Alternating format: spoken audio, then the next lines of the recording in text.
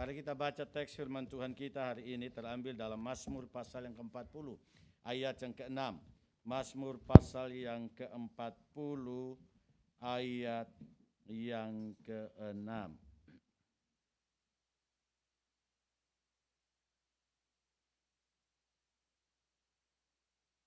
Mazmur pasal yang ke-40 ayat yang ke-6. Mari kita baca sama-sama bagian firman Tuhan ini. Tunggu bawa Alkitab ya. Mari kita baca sama-sama. Mazmur 40 ayat 6, 1, 2, 3. Banyaklah yang telah kau lakukan ya Tuhan Allahku, perbuatanmu yang ajaib dan maksudmu untuk kami, tidak ada yang dapat disejajarkan dengan engkau. Aku mau memberitakan dan mengatakannya, tetapi terlalu besar jumlahnya untuk dihitung. Jemaat Tuhan yang kekasih, ada seorang jurnalis yang bernama Carl Honoro dalam bukunya In Praise of Slow. Di sana dia mengkritisi kehidupan zaman modern dan postmodern, di mana manusia hidup dalam kecepatan hidup yang begitu luar biasa, sehingga manusia diperbudak oleh kecepatan waktu itu sendiri. Dan di dalamnya dia berkata bahwa sebenarnya manusia harus hidup dalam sebuah keseimbangan. Walaupun kelihatannya dunia ini menuntut manusia hidup di dalam kecepatan, tetapi manusia juga harus sadar bahwa manusia tidak akan pernah lepas daripada momen waktu di mana harus memperlambat hidup ini. Dan dia berkata, memang seringkali kita pergi ke tempat pekerjaan, kita sudah setel alarmnya, betul ya? Setel alarmnya biasanya bangun jam berapa? Bung Simon biasa bangun jam berapa? Jam 3 subuh. Jam 5, waduh, doa dulu, setelah itu berangkat sekolah gereja. Kemudian, di sini yang bangun jam 3 angkat tangan. Bung Riki bangun jam berapa? Tergantung situasi gitu ya? Iya. Nah, Bung Remel bangun jam berapa?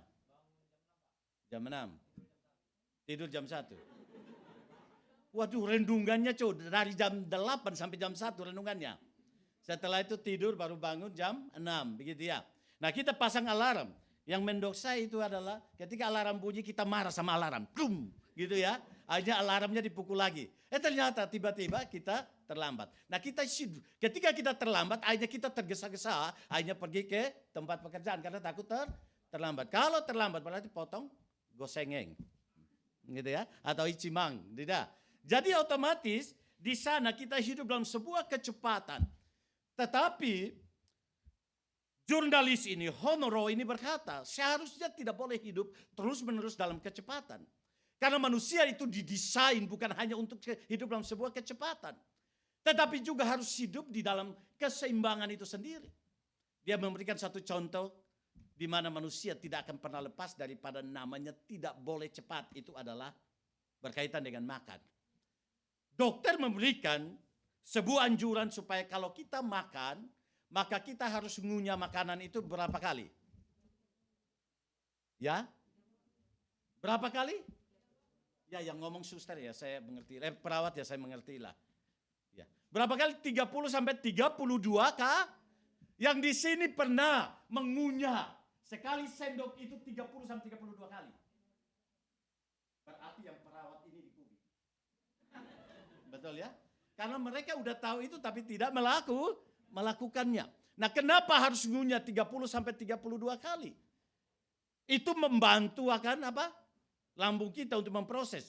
Karena ketika ngunyah 30 sampai 32 kali, itu akan bergabung dengan enzim dan enzim itu akan mempermudah proses makanan yang ada di dalam lambung kita. Pak Pendeta tahu? Ya, bukan dokter sih. Tapi di sini dia berkata dalam hal itu harus diperlambat. Kalau tidak diperlambat, kita sedang menghancurkan akan lambung kita dalam segala proses makanan yang ada. Nah, dalam konten itu, maka saya percaya bahwa Agustinus memberikan pernyataan-pernyataan tentang waktu dan proses hidup. Itu begitu sangat luar biasa. Agustinus, tokoh sejarah gereja, berkata, satu-satunya ciptaan Tuhan yang dapat peka, merasa dan peka dengan waktu adalah manusia. Satu-satunya ciptaan Tuhan yang peka dan rasa dengan waktu adalah manusia. Sedangkan ciptaan yang lain tidak. Mengapa demikian? Karena Agustinus mengatakan bahwa di dalam diri manusia ada yang namanya bentangan jiwa. Bentangan jiwa. Dan bentangan jiwa itulah yang menjadikan manusia membagi waktu menjadi 3. Yaitu masa lampau, masa sekarang, dan masa yang akan datang. Masa lampau itu adalah setiap kejadian-kejadian yang terjadi dalam kehidupannya itu ditampung di dalam bentangan jiwa, dan ketika dia kembali merefleksi kembali masa lampau, maka di sana dia merefleksi melalui setiap kejadian yang terjadi dalam hidupnya. Dan refleksi inilah yang disebut dengan namanya memori. Ya, jelas lagi. Refleksi semua kejadian-kejadian masa lalu yang tersimpan dalam bentangan jiwanya. Itu yang disebut dengan memori. Sehingga hanya manusia punya memori, sedangkan ciptaan yang lain tidak punya memori. Karena apa? Karena dia punya bentangan jiwa yang bisa menyimpan semua kejadian-kejadian masa lampau dalam seluruh kehidupannya. Bahkan anak kecil pun, betul? Anak kecil pun, dia mengingat. Satu kali saya jalan sama-sama dengan anak nomor 1 dan nomor 2. Tiba-tiba anak nomor 1 berkata begini, "Papa, masih ingat enggak? Dulu Papa kakak pertama kali pakai Pampers." Maksudnya sudah waktu dia pakai Pampers, kemudian dia pipis, kemudian basah Pampersnya, dan dia lihat sendiri, kemudian saya tertawain. Ternyata dia masih simpan memori itu, saya ternyata sudah lupa memori itu. Jadi memori-memori itu disimpan di dalam kehidupannya. Maka dia sebut itu dengan masa lampau. Sedangkan yang kedua adalah masa sekarang. Masa sekarang adalah suatu kehidupan di mana dia berada saat ini. Dan kehidupan berada saat ini terjadi dalam satu kejadian. Dan kejadian ini ketika lewat, maka itu tidak lagi disebut dengan masa sekarang, tapi itu disebut dengan masa lalu. Sedangkan masa yang akan datang itu berbicara tentang masa lalu yang tersimpan dalam bentangan jiwa, masa sekarang yang terjadi, yang nanti akan disimpan dalam bentangan jiwa, menjadi sebuah evaluasi yang akhirnya di sana menjadi sebuah refleksi ke depan, dan di depan itulah lahir yang namanya pengharapan itu sendiri.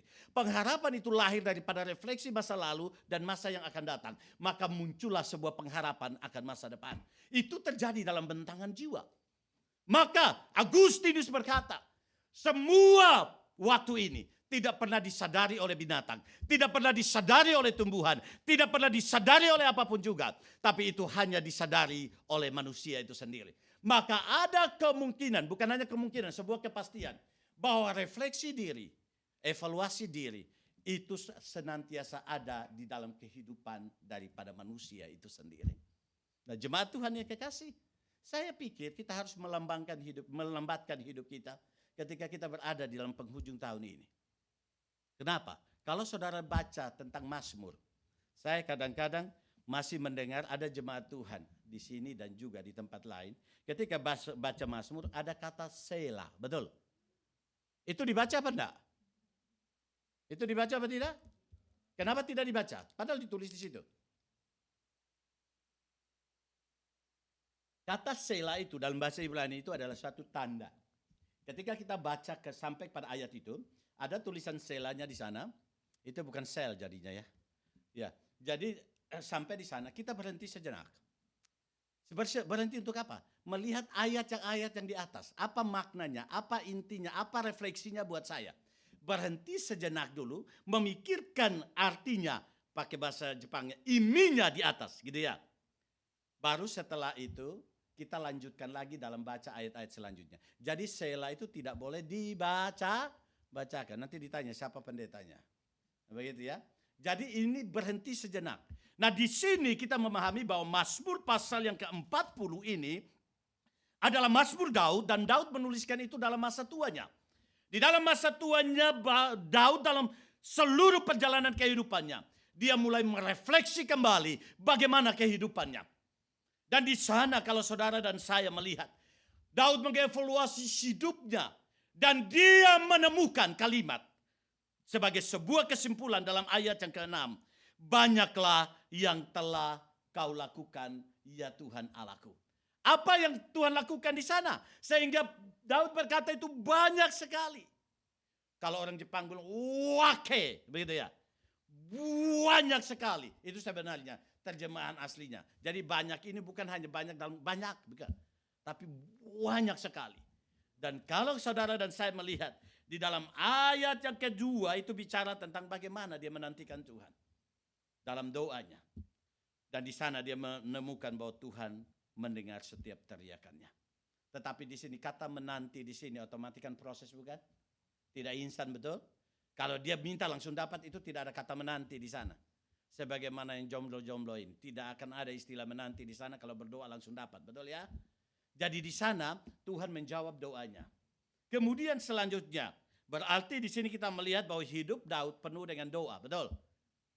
Nah, orang yang bisa mengevaluasi diri dan mengkaitkan dengan Tuhan, salah satunya adalah dalam keintiman dia dengan Tuhan, dalam doa-doanya dengan Tuhan. Di sana dia akan menemukan berapa banyak Tuhan sudah menjawab doanya. Orang Korea itu sangat hebat untuk itu. Saya pernah katakan bahwa ada beberapa orang Korea datang ke kampus di mana saya studi, kemudian di sana mereka tunjukkan tentang jawaban-jawaban doa yang Tuhan berikan bagi mereka. Jadi setelah mereka bertobat, mereka mulai tulis semua pergumulan-pergumulan mereka, pokok doa mereka.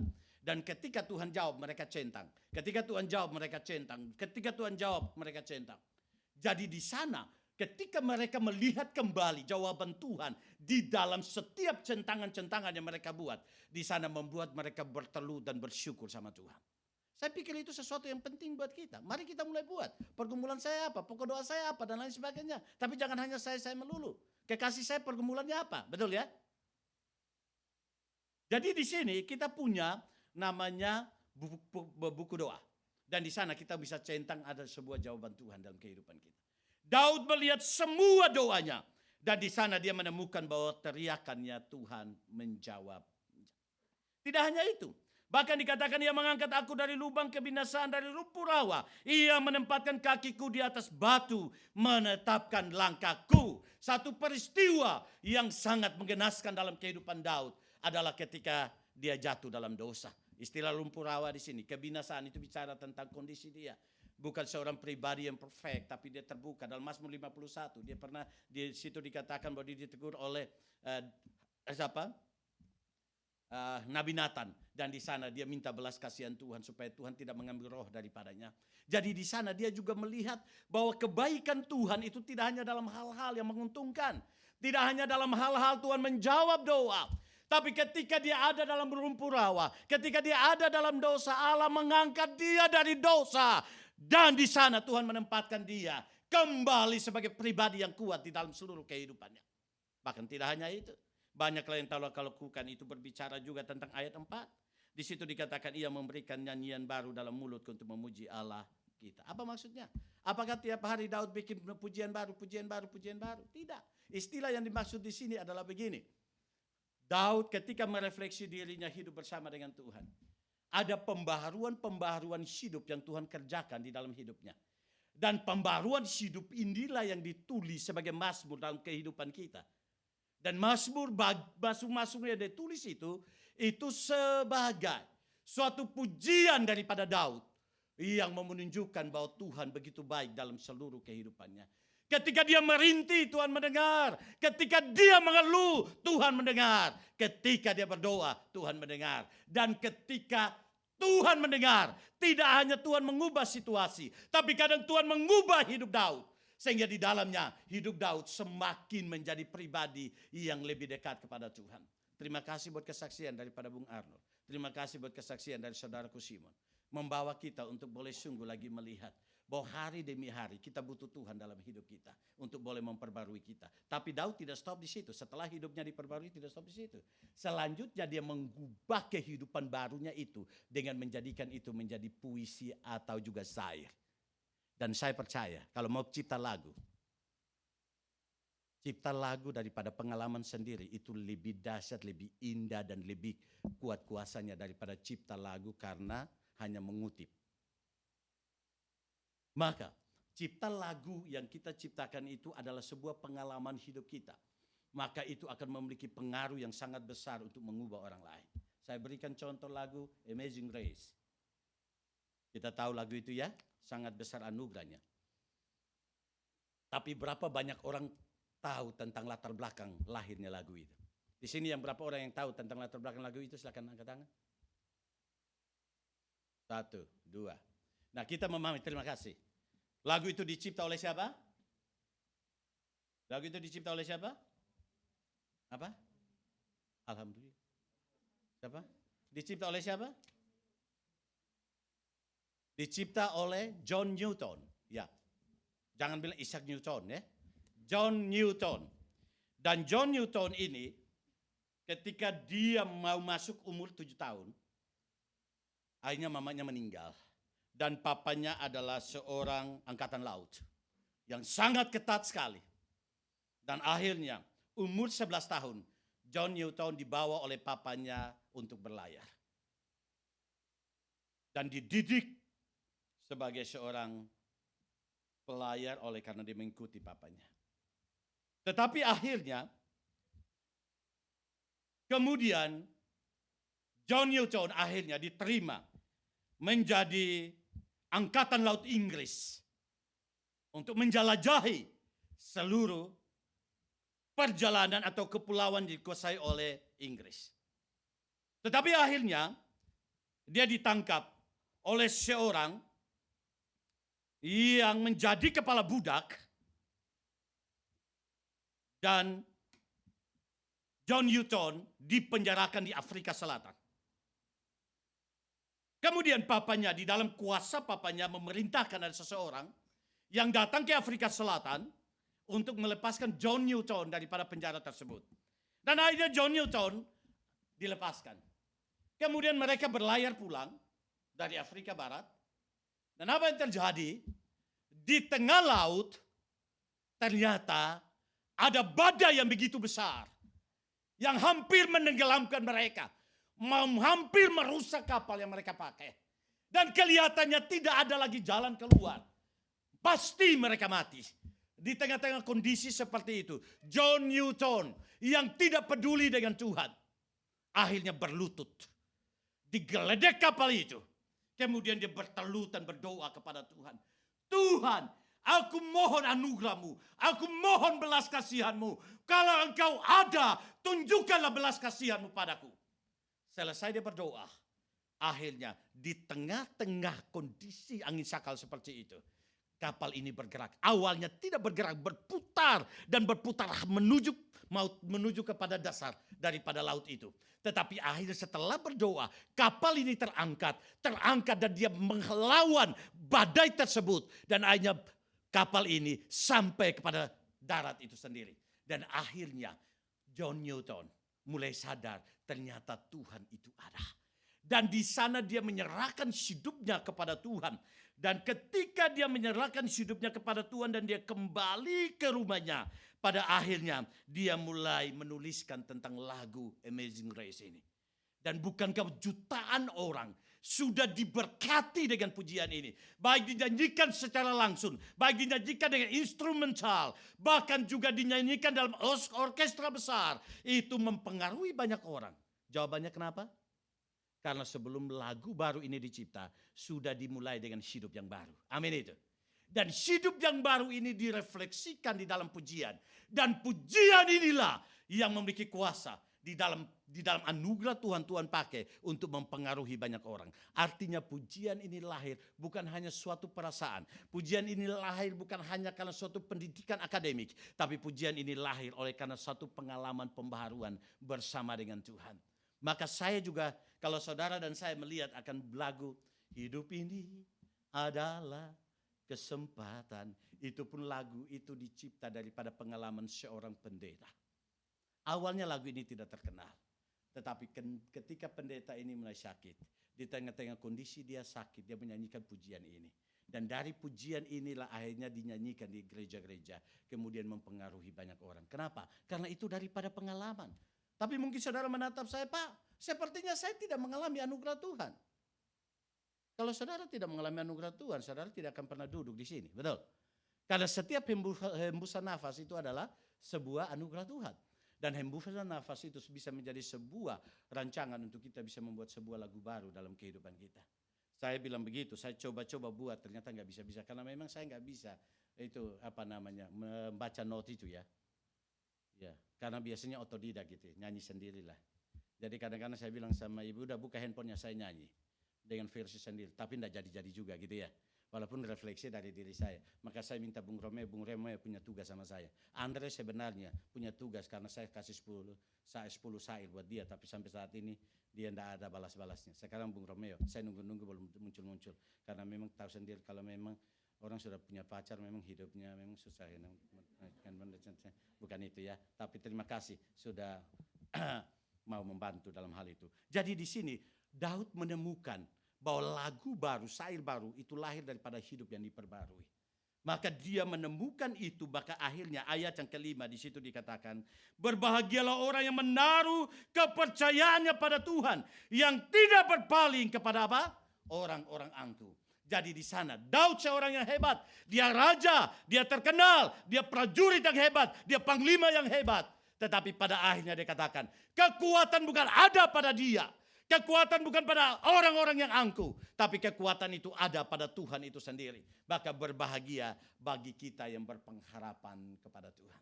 Saya mau katakan buat kita, pengetahuanmu tidak akan pernah bisa menyelesaikan semua masalah. Kekayaanmu tidak akan pernah menyelesaikan sebuah masalah. Semakin kita mikir kekayaan, semakin kita stres.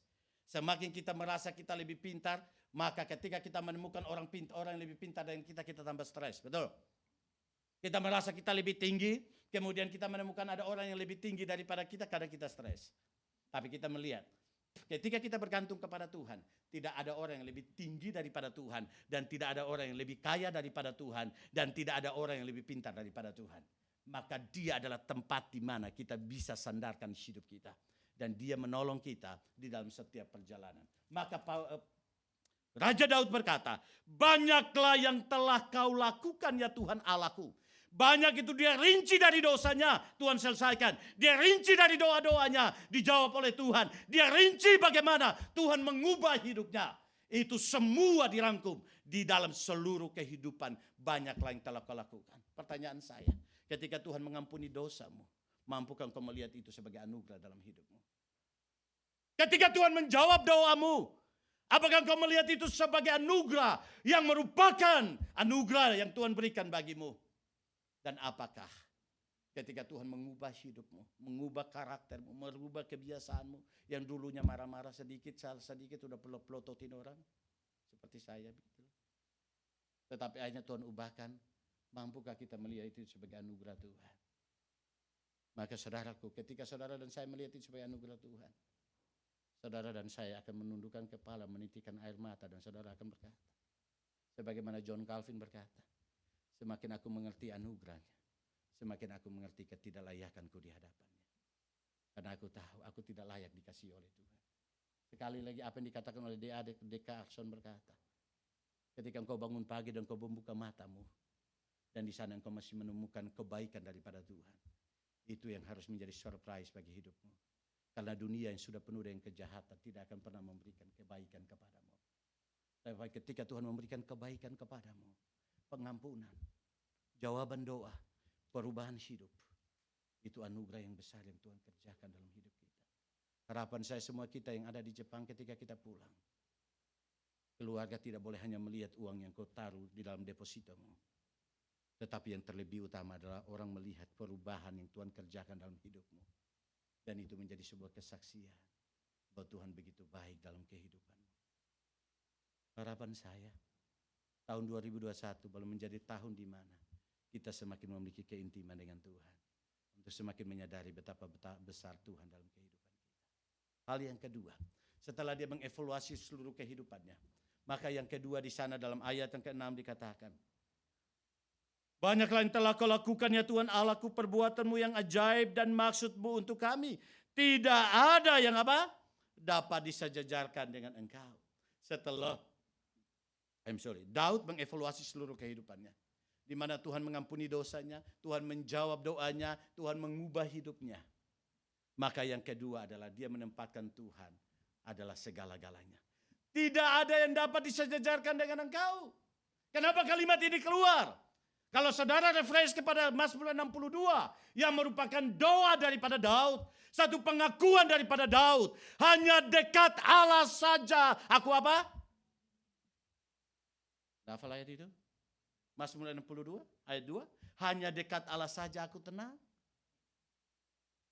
Saudaraku, kalau saudara masuk ke Google dan di situ saudara search 10 artis Hollywood terkenal. Dan di sana saudara sungguh-sungguh membaca akhir hidup mereka. Maka akhir hidup mereka semuanya berakhir dengan keganasan. Tidak ada satupun yang mengakhiri hidupnya dengan semua langkah yang baik. Tapi semuanya penuh dengan kehancuran hidup. Salah satunya adalah Michael Jackson. Bahkan anak saya, nomor 1, nomor 2. Satu kali di SD dia pulang, dia bilang, "Papa kenal Michael Jackson?" "Oh, saya kenal dia, tapi dia tidak kenal saya, nak." Iya. Bagaimana akhir hidupnya? Dia hidup bergantung pada dosis, betul? Obat dosis. Setiap hari harus ditambah dosisnya. Sampai titik akhirnya ketika dia minta dokternya untuk menambahkan dosisnya. Dokternya awalnya tidak tega. Tapi dia sudah menggigil dan merasa dia tidak mampu lagi. Dan mau tidak mau harus ditambahkan dosisnya. Dan dokternya tahu ketika itu ditambahkan ujungnya pasti mati. Dan saudaraku itu terjadi. Michael Jackson kurang apa? Kurang kaya? LA itu dia bisa beli itu. Los Angeles itu dia bisa beli. Bukan Lenteng Agung ya. Lenteng Agung kecil lah. Betul.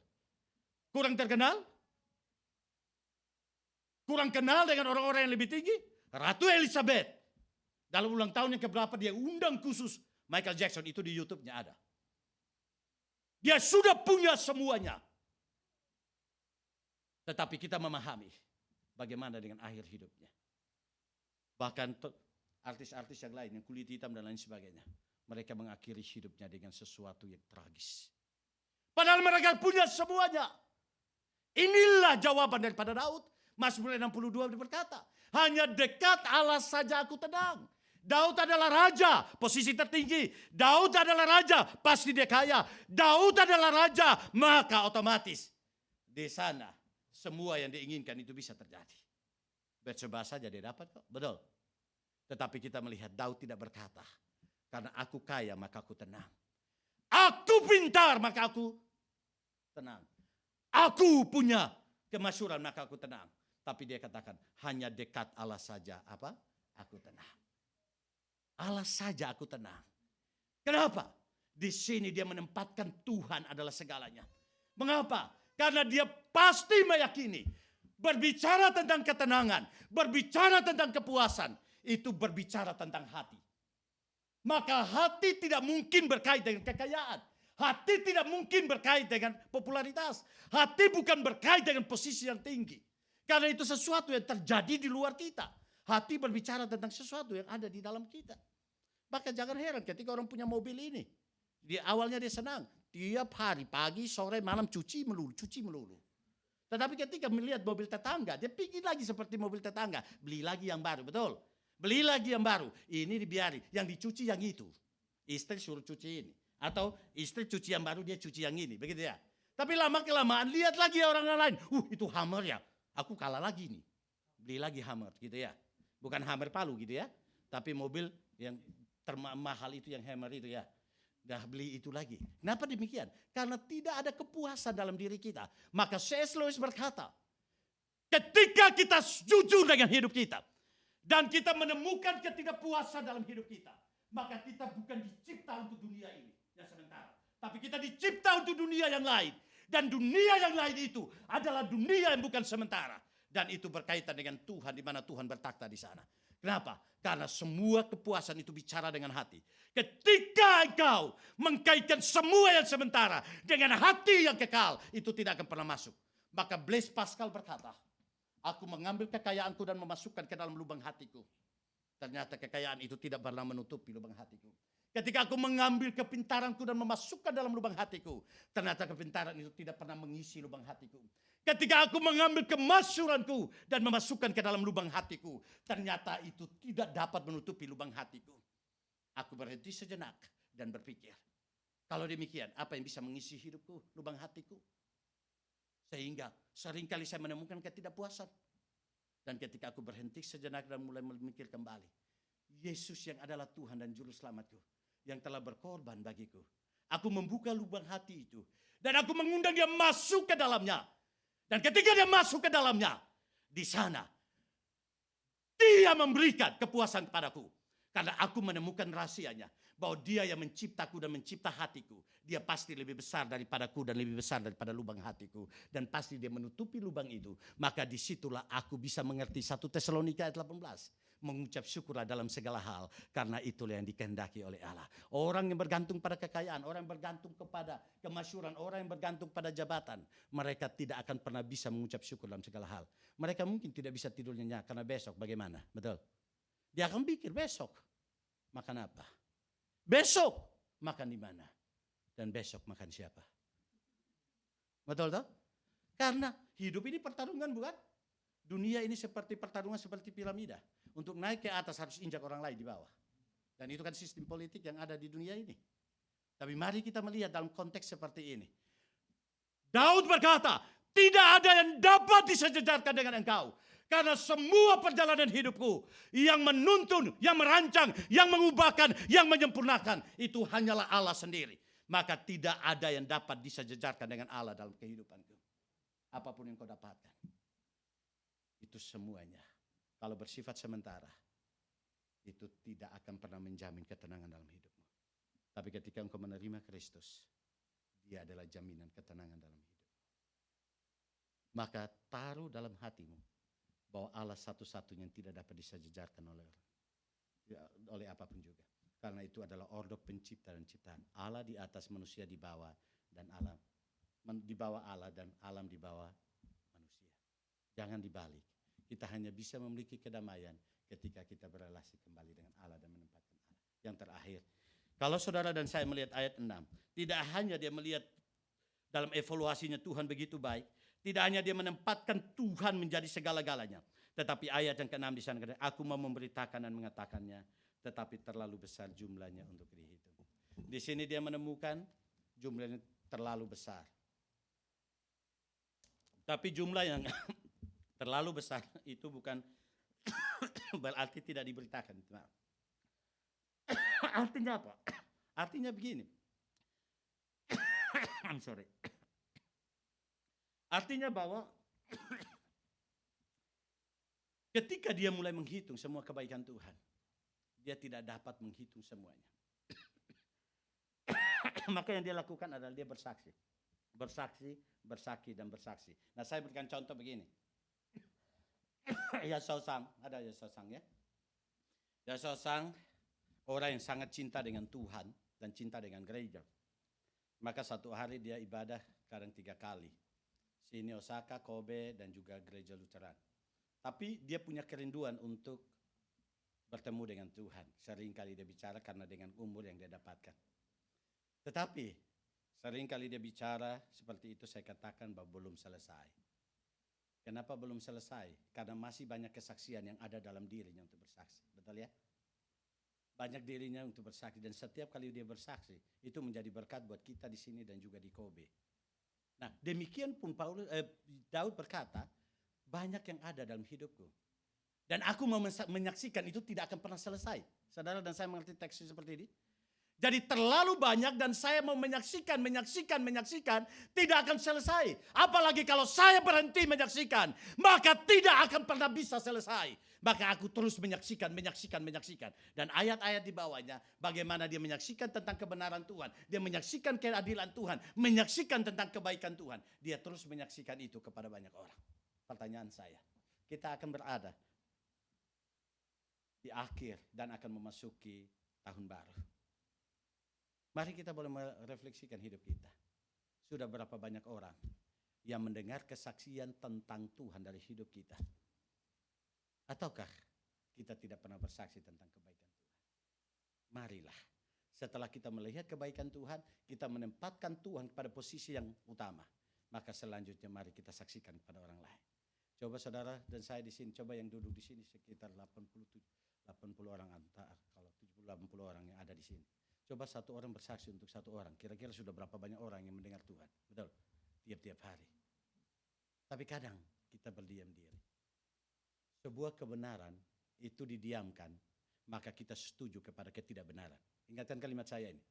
Sebuah kebenaran itu didiamkan, berarti kita yang tahu kebenaran setuju kepada ketidakbenaran. Maka mari kita mulai bersaksi kepada orang yang ada di sekitar kita. Oh Pak, suami saya. Nanti ibu bilang, iya saya akan bersaksi Pak. Bersaksi buat Pak Pendeta Ayub. Ya. Saya juga bilang bersaksi. Saya bersaksi buat istri saya. Bukan hanya itu saja. Betul, saksi kepada orang dekat kita itu penting. Tapi bersaksi kepada orang yang tidak mengenal Allah itu sangat penting. Kenapa? Karena kita mau menambah jumlah sorga dan kita mau mengurangi jumlah neraka. Itu kan tidak daripada kesaksian, betul? Keselamatan itu apa? Menahan orang jangan ke neraka, membawa orang, menuntun orang untuk datang ke sorga. Atau terjemahan yang lain, mengurangi jumlah neraka dan menambah jumlah sorga. Siapa yang mengerjakan itu? Saudara dan saya. Maka ketika Tuhan Yesus naik ke sorga, hanya satu wasiat yang diberikan pada kita, yaitu amanat agung. Pergilah, jadikanlah semua bangsa muridku. Baptislah mereka dalam nama Bapa, Anak, dan Roh Kudus. Itu tugas kita, tugas kita. Jadi jangan hanya kita menjadi Kristen dan selesai, tapi mari kita bersaksi untuk menyampaikan kebaikan Tuhan dalam kehidupan kita. 3 hal penting. Evaluasi hidupmu dan temukan kebaikan Tuhan. Yang kedua, tempatkan Tuhan menjadi hal yang utama dalam hidupmu. Dan yang ketiga, bersaksilah sampai kepada orang lain bahwa Tuhan begitu baik. John Newton sudah bersaksi buat kita melalui pujiannya. Apa yang kau mau saksikan pada orang lain tentang kebaikan yang ada di dalam hidupmu. Mari kita tunduk kepala dan kita